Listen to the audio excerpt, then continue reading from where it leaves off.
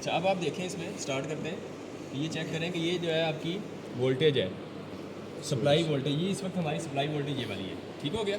3 phase है तो 3 phase ये आपको नज़र आ रहे हैं। अच्छा, इस सप्लाई को हमने इंडक्टिव लोड, ये मोटर है, ये मोटर है आपकी जिसके कनेक्शन है नीचे, ये मोटर है आपकी induction motor, squirrel cage induction motor है। इसके आगे जो है शेफ्ट के साथ एक हमारा दूसरा जनरेटर लगाया हुआ है हमने, लेकिन इसको यूज़ नहीं कर रहे, इसके आगे कोई लोड इलेक्ट्रिकल नहीं लगाया, ठीक है। तो सिर्फ इस मोटर को यूज़ कर रहे हैं, और ये 3 phase squirrel cage induction motor है, और इसके जो स्टेटर के 3 फेज़ हैं वो आपको यहाँ नज़र आ रहे हैं।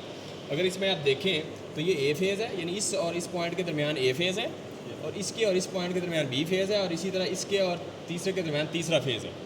अच्छा, अब इसको कनेक्ट कैसे करना है, चूँकि हमने डेल्टा में कनेक्ट करना है, ये देखें तो डेल्टा में कैसे होता है, मिसाल के तौर पे आपने डेल्टा में कनेक्ट करना है तो 2 फेज़ का आपस में कंबाइन करें तो एक टर्मिनल आ जाता है, फिर दूसरे 2 फेज़ का करें तो तीसरे तो ये। तो अब आप देखें, एक फेज़ ए और इसी तरह जो है ये जो सी फेज़ है, सी फेज़ का एक टर्मिनल ये है और ए फेज़ का ये है, इन दोनों को वो देखिए शॉर्ट किया हुआ है, ऐसे ही है ना। तो ये दोनों को शॉर्ट किया, तो शॉर्ट करने से आपका क्या हुआ, इन दोनों को आपस में ये देखिए शॉर्ट किया हुआ है इन दोनों को, तो एक टर्मिनल, तो एक पॉइंट यहाँ से निकल आएगा जो कि सप्लाई को देंगे। अच्छा, दूसरा पॉइंट देखें, ये बी फेज़ और सी जो है बी है, और दूसरा जो है हमारा ए है, ए और बी का एक एक पॉइंट हमने कॉमन कर दिया, इससे एक पॉइंट ये निकल आया, और इसको हमने दूसरी सप्लाई का दूसरा पॉइंट दे देंगे। और तीसरा जो है आप देखें कि सी वाइंडिंग जो है आपकी जो इस पॉइंट और इस पॉइंट के दरमियान है, इसका एक टर्मिनल जो बच गया था और बी का जो आखिरी बचा हुआ था, इनको आपस शॉर्ट किया, तो ये तीसरा पॉइंट आएगा, तो 3 पॉइंट हम तीसरे को दे देंगे। तो 3 इस सप्लाई के पॉइंट है और 3 ही हमने उसको डेल्टा बनाया, तो 3 पॉइंट वो बने, उनको आपस में लगा दिए, ठीक हो गया। अच्छा, अब हमने ये करना है कि इसके साथ आपने ये लगाना है वाट मीटर। अब वाट मीटर असल में बीच में हमने इस सप्लाई को डायरेक्ट, आप देखें ये वाला पॉइंट असल में कहाँ लगा हुआ है, मैं अगर आपको बताना चाहूँ तो ये पॉइंट असल में यहाँ लगाया हुआ है हमने, ये वाला पॉइंट यहाँ लगा हुआ है, ये वाला दरमियान वाला पॉइंट इसके दरमियान में है, और ये जो राइट वाला है ये इसके लेफ्ट इधर लगा हुआ है। कोई भी किसी के साथ भी लगा सकते हैं, ठीक है। तो ये 3 लगाए हैं, मैं तरतीब बता रहा हूँ। अच्छा, अब लगाए कैसे, ये मैं वाट मीटर का कनेक्शन समझाना चाह रहा हूँ, वरना ये डायरेक्ट ही लगा देते हैं, सिर्फ वाट मीटर की चूँकि हमें रीडिंग चाहिए तो बीच में ये लगाया है, इसलिए सर्किट थोड़ा कम्प्लेक्स हो गया, तो इस कम्प्लेक्स को आपने समझना है बस। अच्छा, इसके बाद जो है ये वाट मीटर की रीडिंग समझाऊंगा, उसके बाद आपने मिसाल तौर पे आपने करंट लेना है, 3 लाइंस हैं, इसका करंट लेना है तो हम क्लैंप ऑन मीटर लगाएंगे, लेकिन लगाने से पहले आप देखें कि इसको हमने एम मीटर पे करना है पहले इसकी, क्योंकि हमारा करंट मुझे पता है 6-7 एम्पेयर होगा, मैक्सिमम 10 से कम ही होगा, तो 40 एम्पेयर इज़ इनफ। और 40 पे ये देखिए इस वक्त डीसी शो कर रहा है, लेकिन हमें एसी लेनी है, तो इसलिए हम इसको सेलेक्ट करेंगे तो एसी पे करेंगे पहले। अब ये this meter is ready to measure the AC current, ठीक है। तो एसी करंट हम जैसे ही ऑन करेंगे तो पहले इस तरह लेंगे एक पॉइंट पे एसी करंट, फिर इसी तरह दूसरा करंट लेंगे इस तरह, फिर इसी तरह जो तीसरा रीडिंग लेंगे, तो एक पहली टेबल की रीडिंग्स आ जाएंगी इसी तरह, ठीक है। और इसी तरह वोल्टेज लेनी है अगर आपने, तो वोल्टेज आप देखें एसी वोल्टेज है, मुझे पता है 110 है, तो फिर 200 पे मैं कर लिया इसको यहाँ से ऑन किया, 200 पॉइंट पे इसको ये देखें मैंने 200 पे किया हुआ है, 200 पे करके फिर मैं ये करूँगा, ऑन करने के बाद पहली रीडिंग इस तरह लूँगा इन 2 लाइन्स के दरमियान, फिर दूसरी इस तरह ले लूँगा, दूसरी फिर तीसरी इस तरह ले लूँगा, ठीक है। ये 3 रीडिंग्स आ जाएंगी, उसका भी एवरेज आप निकाल लेंगे और टेबल में फिल कर। ये सर फेज़ के दरमियान होगी ना रीडिंग? जी, दो फेज़ के दरमियान आप समझेंगे, ये लाइन वोल्टेज है असल में, ठीक है, लाइन और न्यूट्रल के दरमियान नहीं है, 2 फेज़ के दरमियान, तो लाइन टू लाइन है, हाँ लाइन वोल्टेज है, यानी लाइन टू लाइन। अच्छा, ये हो गई। अच्छा, इसके बाद आप देखें कि आगे क्या है जनाब, ये कैपेसिटिव लोड है कैपेसिटिव लोड भी इसके पैरेलल में लगा हुआ है। अब आप देखें कि ये जो 3 पॉइंट्स थे बने हमारे, इन्हीं 3 पॉइंट्स को यूज़ किया है, देखिए एक ये, दूसरा ये, तीसरा ये, और तीनों लाइंस आप जाके देखें नीचे जा रही हैं कैपेसिटिव की तीनों पॉइंट्स में।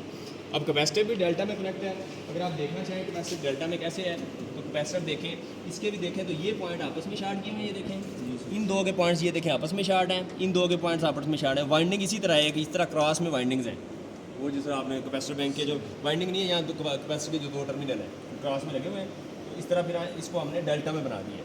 तो डेल्टा में बना के 3 पॉइंट्स मिले हैं, और 3 पॉइंट्स को हमने वो वहाँ से डायरेक्ट दे दिया है। तो यही इधर मोटर की अगर हम देखें तो ये मोटर से पहले जो है यही कनेक्शन इसको जा रहे हैं, ठीक हो गया। अच्छा, इसके अंदर ये जो स्विच बनाए हैं मैंने कैपेसिटर बैंक के स्विच साथ, ये एक इकट्ठा ही है, ये हमें इकट्ठा ही ऑन करना पड़ेगा ये, ताकि ये तीनों जो है ना वो इसमें, फिर इसके अंदर दूसरा लोड हो जाएगा ऐसे, फिर तीसरा हो जाएगा ये, चौथा हो जाएगा, 5वां, ऐसे 5 रीडिंग ये होगी। और एक हमने रीडिंग ले ली है नो लोड पे, यानी इनको ऑफ करना रखना है, ये ऑफ ही है, और एक हम नो लोड पे लेंगे, एक वो और 5 ये, 6 रीडिंग आ जाएंगी, ठीक है। इनको आपने लेना अच्छे से खूबसूरत लेना टेबल में, और ये ग्रुप में शेयर कर देना ताकि सबको पता चल जाए। अगर अल्लाह ना करे मोटर जल्दी से बंद होगी तो फ्यूज़ पीछे उड़ जाता है ना, तो फिर वो हम वीडियो फिर बाकी इसी तरह गुजारा करेंगे, ठीक है, तो इसी वीडियो से। अच्छा, अब हमने ये करना है कि मिसाल के तौर पे, अच्छा वाट मीटर की रीडिंग देखें। अगर वाट मीटर में मिसाल के तौर पे रीडिंग आती है, स्केल, ये स्केल मिसाल के तौर पे 10 पे है, तो 10 का मतलब है कितने वाट है ये हमें चेक करना है। तो ये 3 लाइनें लगी हुई हैं, इसका मतलब 3 वाट AC पावर ये मेजर करेगा वाटेज। अगर 10 पे हो ना, 10 पे, तो इसका मतलब है कि हमने रीडिंग देनी है, तो नीचे मल्टीप्लायर लगा हुआ है, 10 को किससे मल्टीप्लाई करें तो असल वाटेज आएगी। अच्छा, अब हम देखते हैं कैसे इसमें करंट कॉइल जो है ना, आपने इस फिगर में देखा है कि करंट कॉइल जो है यहाँ वाट मीटर के अंदर 2 तरह की करंट कॉइल यूज़ हुई हैं। एक ये देखें 5 एम्पेयर वाली करंट कॉइल है और दूसरी 25 एम्पेयर वाली है। और इसी तरह जो वोल्टेज कॉइल है ये 120 वोल्ट वाली एक कॉइल है और दूसरी ये देखें, ये इसके ऊपर लिखा हुआ है ये 240 वाली है। तो ये एक वाट मीटर हो गया जिसके अंदर करंट कॉइल भी दो हैं। एक करंट कॉइल 5 एम्पेयर वाली CC1 और दूसरी CC1 जो है 25 एम्पेयर वाली। और इसी तरह जो पोटेंशियल कॉइल PC1 है वो 120 वोल्ट वाली एक, और एक PC1 जो है वो 240 वोल्ट वाली। तो ये एक वाट मीटर हो गया। इसी तरह यही सेम वाट मीटर इधर है। तो ये इसमें देखें तो करंट कॉइल आपकी एक ये देखें यहाँ 5 एम्पेयर वाली और एक 25 एम्पेयर वाली। और इसी तरह जो पोटेंशियल कॉइल एक 120 वाली और फिर एक 240 वाली। तो 120 और 240 का एक पॉइंट कॉमन है, यानी 120 इसके और इसके दरमियान है, 240 इसके और इसके दरमियान पोटेंशियल है। और एमीटर 5 एम्पेयर वाली कॉइल जो है इसके और इसके दरमियान है और 25 एम्पेयर वाली इसके और इसके दरमियान है। ठीक हो गया। तो हमें पता है कि करंट मेरा जो है वो तकरीबन 5 7 10 के करीब होगा और स्टार्टिंग करंट थोड़ा और भी ज़्यादा हो सकता है। तो इसलिए मैंने 5 एम्पेयर से तो ज़्यादा ही होगा, इसलिए 25 एम्पेयर वाली करंट कॉइल यूज़ की। और पोटेंशियल मुझे कहता है 110 वोल्ट का यहाँ है, तो इसलिए मैंने 120 वोल्ट वाली पोटेंशियल कॉइल यूज़ करी। तो 105 इधर भी 25 एम्पेयर वाला मैंने करंट कॉइल और 120 वाली पोटेंशियल कॉइल, इधर 25 एम्पेयर वाली करंट कॉइल और 120 वाली पोटेंशियल कॉइल, दोनों की सेम ये यूज़ की। आप इधर आप देखें तो अगर 25 एम्पेयर वाली आप करंट कॉइल यूज़ करते हैं और 120 वोल्ट वाली की वोल्टेज कॉइल है पोटेंशियल कॉइल, तो मल्टीप्लायर बनता है 50। इसका मतलब जो भी यहाँ रीडिंग आएगी उसको 50 से मल्टीप्लाई करेंगे तब असल वाटेज आ जाएंगे आपको। ठीक हो गया। तो ये तरीका है इसके वाटेज लेने का। तो करंट कॉइल कैसे निकाली है अब आपको मैं बताता हूँ। मिसाल के तौर पर ये देखें सप्लाई की एक वोल्टेज करंट कॉइल में गई। अब आप देखें यहाँ से सप्लाई वोल्टेज एक करंट कॉइल के इस पॉइंट पे पहले पॉइंट पे गई। अब दूसरे पॉइंट से डायरेक्ट जो है ना वो मोटर को चलेगी। दूसरा पॉइंट इसका जो है वो ये वाला है 25 और 25 से देखें हमने डायरेक्ट सप्लाई उसको मोटर को दे दी। अब नीचे वाली तीसरी देख लें, तीसरे वाली देखें अगर तो तीसरे वाली करंट कॉइल 2 में गई, तीसरी वाली देखें करंट कॉइल के +-2 में और 25 एम्पेयर वाले से आउट हो गए।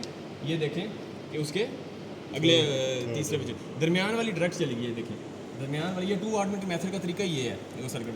ये 2 वाट मीटर देखें ये दरमियान में एक पॉइंट पे लगी है, कॉमन पॉइंट पे जिस पे पोटेंशियल कॉइल 1 और 2 दरमियान में कॉमन में लगी हुई है, उस पर लगी है। और उसके बाद डायरेक्ट ही है ना वहाँ से आती हुई है डायरेक्ट देखें इस पे दरमियान वाले पे चली गई। अच्छा पोटेंशियल कॉइल कैसे लगी है PC1 अगर आप देखें तो PC1 ये देखें अगर तो ये देखें PC1 हमारी इस वक्त ये है, इसका नीचे वाला कॉमन पॉइंट है ये, और ये PC1 का दूसरा पॉइंट ये है। ये दूसरा पॉइंट आप देखें करंट कॉइल 1 के सेकंड टर्मिनल से लगा हुआ है। तो इसका आप देखें ये पॉइंट, तो पोटेंशियल कॉइल का देखें करंट कॉइल का जो सेकंड टर्मिनल ये था यहाँ लगाया हुआ है। और इसी तरह पोटेंशियल कॉइल 2 जो है इसको करंट कॉइल के दूसरे टर्मिनल के साथ है। पोटेंशियल कॉइल 2 जो है ये देखें पोटेंशियल कॉइल 2 किधर है, ये वाली पोटेंशियल कॉइल 2 है और इसको देखें तो ये करंट कॉइल के दूसरे टर्मिनल 25 एम्पेयर वाले के साथ लगाया हुआ है। तो ये इस तरीके से ये सर्किट मुकम्मल हो गया आपका। अब हमने करना ये है कि हम करेंगे क्या कि अब हम इसको स्टार्ट करते हैं। तो स्टार्ट करके देखते हैं रीडिंग्स क्या आती है। सर ये वाट मीटर में इसी तरह ही होता है या इस तरह भी होता है, मल्टीमीटर में भी होता है? वाट मीटर मैंने फ़िलहाल तो नहीं देखा वैसे इस तरह की, लेकिन ये तो बड़ा साइज़ पुराना है ना, तो इस तरह के मतलब लेटेस्ट भी आप वाट मीटर देखें ना, डिजिटल डेफिनेटली डिजिटल है ना यार, एनर्जी मीटर भी है, उसमें वाटेज भी आती है, पूरा वो पैनल के अंदर पूरा डिजिटल लगा होता है, उसके अंदर हर चीज़ पावर फैक्टर और वाटेज यूनिट्स और सारा कुछ उसमें शो होता है। इस तरह के हैं, लेटेस्ट हैं। ये तो पुराना है ना, तो आप गूगल पे भी सर्च करेंगे तो आपको लेटेस्ट कहीं मिलेगी, डिजिटल है डेफिनेटली है। हमारे पास इन अलग कनेक्शन वगैरह बहुत यानी कि हाँ वो आप कह रहे हैं मुश्किल है, कॉम्प्लेक्स है, तो इस तरह कोई आसान होगा ना। जिस तरह हम फर्स्ट सेमेस्टर में वो करते थे जो एम मीटर था, आजकल वो क्लैम मीटर। हाँ ये क्लैम बन गया ऐसे ऐसे ही, बिल्कुल बिल्कुल ऐसे ही। तो बहरहाल हम कोशिश करेंगे कोई नया लेटेस्ट खरीदने का, फिलहाल हमारा गुजारा चल रहा है। तो वायरिंग समझ ही नहीं आ रही तो लेकिन ये अगर किसी को समझ आ जाए ना फिर मज़ा बहुत बड़ा है। अब मैं ज़बानी इसको लगा सकता हूँ, मुझे पता है कि क्या क्या है, लेकिन एक दफ़ा करने से तो नहीं होता ना, तो उसको बार बार करें तो फिर ये समझ आता है। तो सर वो जो आपने स्टार्ट वो बताया है जी सर, वो तो एक ही मेथड होगा ना इस तरह के? डेल्टा मैं अभी आपको डेल्टा का बताता हूँ। ये देखिए आपने वो ये तो समझ आया ना, कुछ तो आया ना यार। ये देखिए ये मिसाल के तौर पे ये एक फेज़ है, ये मोटर का दूसरा है, ये तीसरा है। अब हमने डेल्टा में कनेक्ट करना है इसको। अब समझिए कि ये ए है, ये बी है, ये सी है, इस तरह कर लें। अब देखें इनको हम कॉमन कैसे करते हैं, ये इसको कॉमन करते हैं तो ये एक पॉइंट निकल आता है बाहर, जैसे डायोड उसको हाँ, इनको दो को कंबाइन करते हैं ये आता है, इन दो को कंबाइन करते हैं तो तीसरा आता है। अब हम देखते हैं यही काम हमने इधर किया, देख लेते हैं। ये ए फेज़ है हमारा इसके और इसके दरमियान, यानी ए फेज़ का ये जो पॉइंट है और ये पॉइंट है ये पॉइंट है ये और ये। आप इसको ऐसे ले लें, मैं बल्कि इधर लगाता हूँ ताकि आपको फिर समझ आए मज़ीद। इधर, इधर और इधर। अब ए का मैं आपको कहता हूँ कि ये ए का है जनाब W, ये W है W, और ये है आपका नहीं, ये W है, हमने उस हिसाब से देखना है ना, ये X है, ठीक है, ये W और ये X। अच्छा, W के बाद B का जो है वो B का V है, ये V पॉइंट है, और ये Z है। अच्छा, B का Z हो गया, और उसके बाद ये U हो गया, ये U है, और ये Y हो गया, ये C का Y टर्मिनल ये हो गया। अब ज़रा इसको लिंक करने की कोशिश करें आप। अब देखें A का X Y, मैंने A का X और C का Y कंबाइन कर दिया। अब देखते हैं कैसे है। A का X, ये X है, A का X और C का Y, ये देखें A फाइंडिंग का W और Y किया। हाँ, क्या किया? ए का डबल एक्स, W और Y किया। ठीक है, W और X को सर यहाँ कंबाइन कर दिया ना इस हो तरह। गया A का ठीक। X और C का Y उल्टा कर दिया ना। A का X और A का X और सर B ये का Y। W ये डबल एक्स हाँ, ये सही कह रहे हैं, बिल्कुल।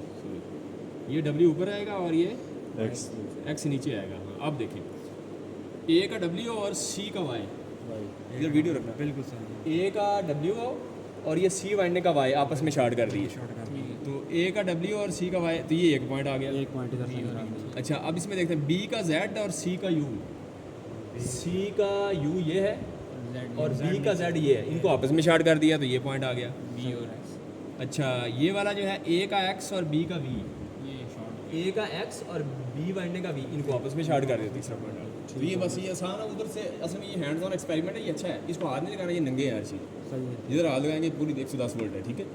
तो ये सारा, लेकिन ये है कि ये हैंड्स ऑन है, सारी चीज़ जो है ना आपको खुद करनी पड़ती है, वरना तो ऑटो मैनुअल वो लैब वोल्ट के और अच्छे ट्रेनर आ गए हैं, जस्ट ऑन करो बस, वो उसमें कोई सेफ्टी भी है। इधर सेफ्टी कोई नहीं, पीछे है वैसे सेफ्टी, लेकिन बंदे की कोई नहीं, लेकिन वैसे मोटर की है। मोटर अगर ओवर करंट ले तो पीछे फ्यूज़ जल जाता है, लेकिन बंदे को तो थोड़ा सा चाहिए।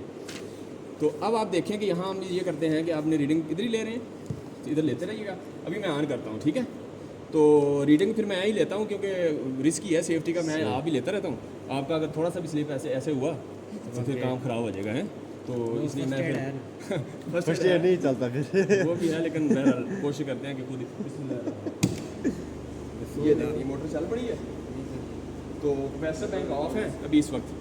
तो अब हम देखते हैं कि इसकी रीडिंग क्या है।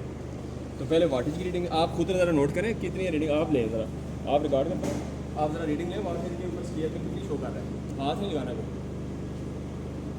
इस पे और इस पे इसमें ना, हाँ इस पे देखो पैरेलल एरर ना है, नीचे जो 7 नीडल की इमेज है ना, इमेज आपकी बिल्कुल नजर ना आए। 3.5 8 है 8 मल्टीप्लाई बाय 50 से करना है मल्टीप्लाई। हाँ ये 8 हो गया, 8 तो नहीं है यार, 8 से नीचे 7 है। ये तो 7 से भी थोड़ी नीचे है, 7 कर लें,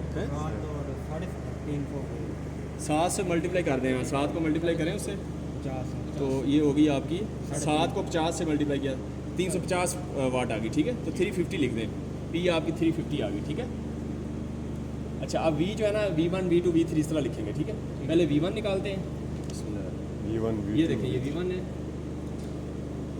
लिखें 116.2 V1 जमा 117.8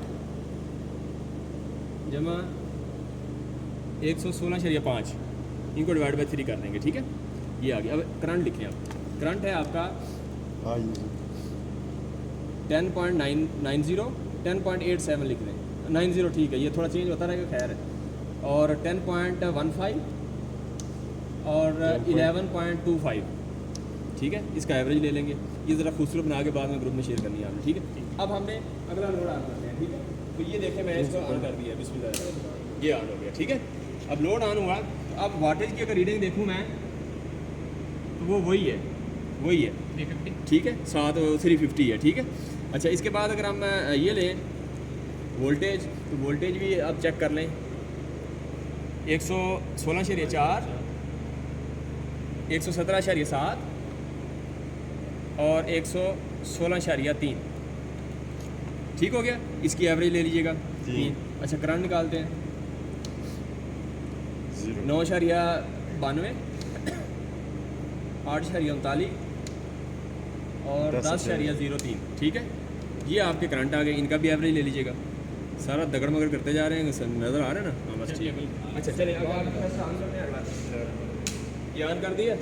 अब इसके अंदर आप देखते हैं रीडिंग वाटेज की वही है, वाटेज की रीडिंग वही है। और इसके बाद आप देखें तो वोल्टेज अगर हम चेक करें तो वोल्टेज चेक कर लेते हैं। वोल्टेज है जनाब 116.4, 117.7 और 116.3, ये 3 आ गई। अच्छा, करंट देखते हैं अभी 8.94, 7.67 और 9.97, ठीक हो गया। ये रीडिंग होगी अगली, इसको आप एवरेज दे देंगे। अब अगला लोड ऑन करते हैं कैपेसिटी बैंक की। अच्छा, अब हम देखते हैं इसको, तो इसका लोड है जनाब, वोल्टेज है इसकी 116.5 और 117.6 और 116.5, ठीक हो गया। करंट और करंट जो है आपका 6.93, 5.95 और 8.17, ये करंट आ गया। अब हम अगला कैपेसिटर बैंक ऑन करते हैं, बिस्मिल्लाह। अच्छा, इसके अंदर हम देखें तो ये वोल्टेज आपकी आ गई 116.6, 117.7 और 116.5, ठीक हो गया। और हमने करंट निकालना है, तो करंट आ गया 5.98, 4.43 और 7.49। अब अनबैलेंस हो गया है, तो अब ये ब्रेकर फ्यूज़ हो जाए, बिस्मिल्लाह। अब देखो, अच्छा, इसकी जो है ना वाटेज वही, हम देखें अगर चेक करें तो वाटेज वही है। अच्छा, अब हम देखते हैं 116.7,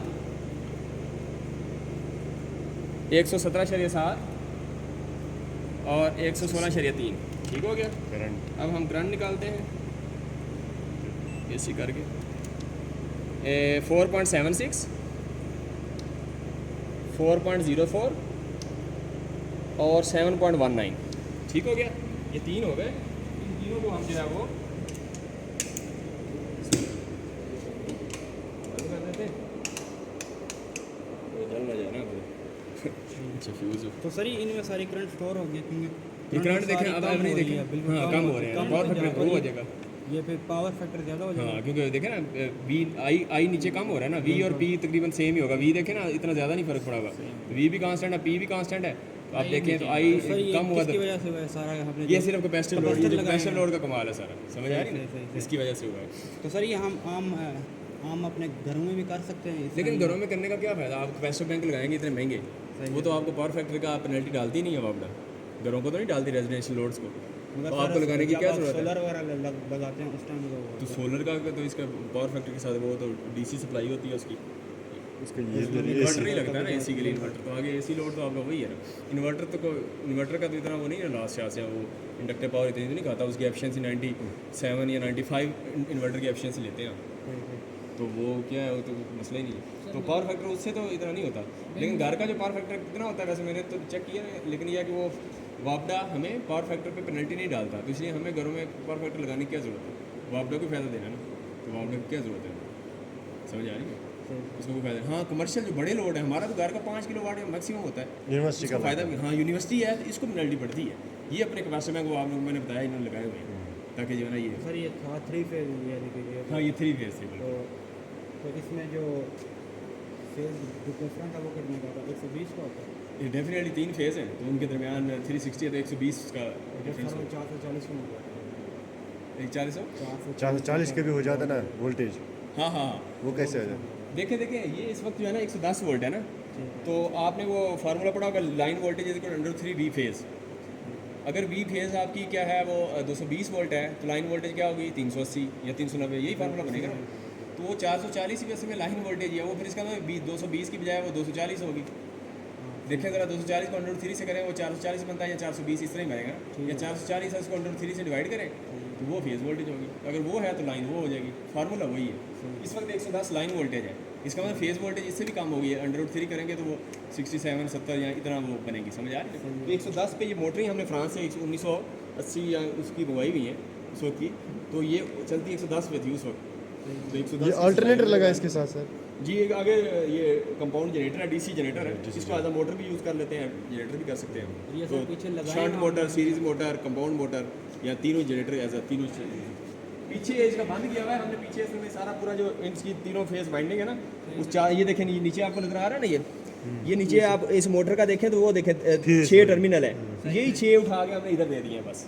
सही है। वही गेम वही हो रही है। ये देखें वो बीच में लगा हुआ है ना उसने, वो दो ये जो थोड़ा सा डार्ट बनाया हुआ है ना, वो जो रेक्टेंगल बनाई है वो असल में वाइंडिंग है इस तरह, बस यही उठा के इधर दे दिया ताकि हम कनेक्शन कर सकें। सर एक और चीज़ हमने यहाँ न्यूट्रल देखी नहीं है, तो आपने वो स्टार्ट डेल्टा की वजह से खत्म कर हाँ यस न्यूट्रल, चूँकि हमें फिलहाल इससे इधर ज़रूरत नहीं थी वरना देखें अगर तो ये अगर 3 फेज़ है ना, तो ये बीच में एक न्यूट्रल भी है, तो यहाँ नहीं आए, यहाँ नहीं आए, और भी हमें कहीं मेरे ख्याल में हाँ अभी ज़रूरत नहीं पड़ी हमें इधर न्यूट्रल की, वरना जहाँ हमने वो सिंगल फेज सप्लाई देनी होती है ना, वो सिंगल फेज मिसाल के तौर पे आपको मैं बताता हूँ, जो दीवारों के साथ सॉकेट्स आपको नज़र आ रही है वहाँ एक लाइव और न्यूट्रल होगा, तो लाइव न्यूट्रल है, लेकिन यहाँ चूँकि हमें ज़रूरत नहीं थी हमने नहीं। अच्छा अगर स्टार भी बनाते तो वहाँ न्यूट्रल ना भी लगाते, अच्छा वहाँ भी मतलब लगा भी सकते हैं, ये नहीं वो ऑप्शन है, स्टार में तो होती है। ये देखें ना ये स्टार है, जी तो हम स्टार के कनेक्शन करते हैं, लेकिन हम इस तरह भी कर सकते हैं, बस इसको न्यूट्रल ना भी दें, वहाँ से न्यूट्रल काम नहीं न्यूट्रल अगर ना भी दें, अगर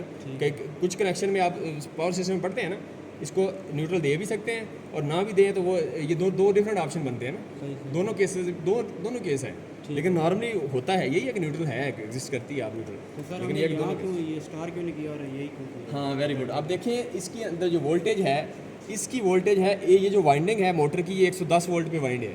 ठीक है। अब इसका मतलब है कि इसकी एक फेज़ को 110 वोल्ट चाहिए, ये इसकी रेटेड सप्लाई है। अगर आप देखना चाहें तो इसके ऊपर इसकी नेम प्लेट देखें, तो वो नेम प्लेट जो है आपकी, उसके ऊपर अगर आप देखेंगे, बल्कि ये वाली मोटर देखें ना, हम काम तो ये कर रहे हैं ना इस पर, इसकी नेम प्लेट है, ज़रा दूसरी साइड पे जाएँ, उससे आएँ उधर से, मैं आपको दिखाता हूँ, ये देखें, ये देखिए ये लगी हुई है, तो इस वक्त देखिए तो ये डेल्टा के अंदर इसकी 110 वोल्ट है सही है। और स्टार में 220 है। अगर आप स्टार में लगाएंगे तो फिर 220 देंगे, सही है। और डेल्टा में 110 वोल्ट है, तो हमने इसको चूँकि डेल्टा में लगाया तो 110 वोल्ट इज़ इनफ, ठीक हो गया। तो ये इसकी नेम प्लेट का पूरा डाटा इसमें देखें तो ये कितने 50 हर्ट्ज़ फ्रीक्वेंसी है इसकी, और 1480 इसके RPM है, 3 फेज़ है ये, और 2.2 किलोवाट की है, 2.2 किलोवाट है ये इस वक्त मोटर इतनी है, ठीक है। और इसका पावर फैक्टर 0.7 लिखा हुआ है, 0.7 है इसका पावर फैक्टर है। और ये चीज़ें इन्फॉर्मेशन हमें एम्पेयर करंट है, अगर देखें तो डेल्टा में करंट इसका मैक्सिमम 18 एम्पेयर है, और स्टार में इसका 10 एम्पेयर है, ठीक हो गया। और टेम्परेचर 40 है, तो ये सारा उसने डाटा इसका दिया हुआ है। ये फ्रांस की, ये फ्रेंच ही लिखी हुई है इधर, समझ आ रही ना, तो इसलिए सर वो अगर इसे हम अपने घर में आम यूज़ करें, जी, तो जी। अगर हमारे पास 3 फेस मीटर वगैरह हो, तो उधर हाँ। हम जो आम सॉकेट है 3 फेस वाली, जी जी तो वहाँ स्टार होगा या डेल्टा होगा? हाँ नहीं, वहाँ जो 3 की सॉकेट होगी वहाँ तो न्यूट्रल लहदा से चौथा होगा पॉइंट। बिल्कुल सर, तो जाहिर फिर है, स्टार हाँ। होगी। नहीं स्टार क्यों होगी, मैं देखे ना, अच्छा मान इसको आपको 4 पॉइंट अगर बनाएंगे तो ये न्यूट्रल, एक न्यूट्रल होगा, राइल कैसे हो राइल? 3 लाइन होंगे, तो 4 बन जाएंगे, तो 4 लगाएंगे। अगर आप इसको तो ये होगा कि सर का क्वेश्चन ये था असल में, क्वेश्चन ये था कि क्वेश्चन के अंदर आपने ये इसको 110 वोल्ट इसकी फेज़ है एक वाइंडिंग का, अगर हम यहाँ 100 और इसीलिए हमने इसकी सप्लाई 110 दी है, अगर यहाँ मैं 110 दूँ, मिसाल के तौर पर 110 देता हूँ, तो ये तो डिवाइड हो जाएगी 2 फेज़ में, तो एक फेज़ को तो आएगी 1√3 से डिवाइड करें तो ये तो 75 वोल्ट या वो जितनी भी बनती है वो आएगी। जब कम मिलेगी तो इसको रेटेड सप्लाई वोल्टेज ही नहीं मिल रही, तो इसलिए हमने इसको डेल्टा में सप्लाई दी है। स्टार में देंगे तो वोल्टेज इसको कम मिलेगी, फेज़ को कम मिल रही है, बस ये तरीका है। अगर हाँ अगर स्टार में देनी है तो आपको उसने बताया हुआ है कि स्टार के अंदर वोल्टेज इसकी 220 है, तो आपकी अगर 220 है तो स्टार में कनेक्ट कर दें। नहीं, अगर हम घर में करते हैं तो वो 110 पे ऑपरेट होगी या 220 पे? देखिए 110 पे करनी है तो डेल्टा में करते हैं तो 110 है, ठीक है। स्टार में करें तो 220 है। अच्छा एक और भी ऑप्शन है, साथ में हमने डेल्टा में कनेक्ट किया ना रेटेड सप्लाई, वैसे मोटर को जब ऑन करते हैं ना, ये बड़ी मोटर जो है ना शुरू में हैवी करंट लेती है, बिल्कुल वो हैवी करंट जो लेती है ना हम उसको हल उसका सोल्यूशन ये करते हैं कि शुरू में हम उसको रिड्यूस वोल्टेज देते हैं, तो स्टार में कनेक्ट करते हैं, वोल्टेज वही 180 होगी, तो जब थोड़ी वोल्टेज देंगे तो आहिस्ता एक शुरू में चलेगी, तो थोड़ी देर बाद वो जो बॉक्स होता है इस तरह का वो स्टार डेल्टा स्टार्टर, वो स्टार के बाद थोड़ी देर बाद उसको कुछ सेकंड के बाद डेल्टा में कन्वर्ट कर देगा, तो वो जो स्टार्टिंग करंट लिमिट हो जाता है, तो ये तरीका भी है। तो ठीक सर है, जो आम मोटर होती है यानी कि हमारे डोंकी पंप वगैरह, तो सर उनको तो इन चीज़ों की वो सिंगल फेज है, वो 3 फेज का नहीं थी कोई नहीं। अच्छा, वो है ही single फेज है उसको ये चीज़ें करनी है। स्टार डेल्टा का लिंक सिर्फ 3 फेज के साथ, स्टार डेल्टा इधर पंखे सिंगल फेज है ये सर, उधर तो हमारा लिंक है ही नहीं स्टार डेल्टा के चक्कर ही नहीं। स्टार डेल्टा उसी वक्त काम आएगा जब 3 फेज आएंगे उधर कनेक्शन, सिंगल फेज का एक साथ मिलेंगे। ठीक हो गया।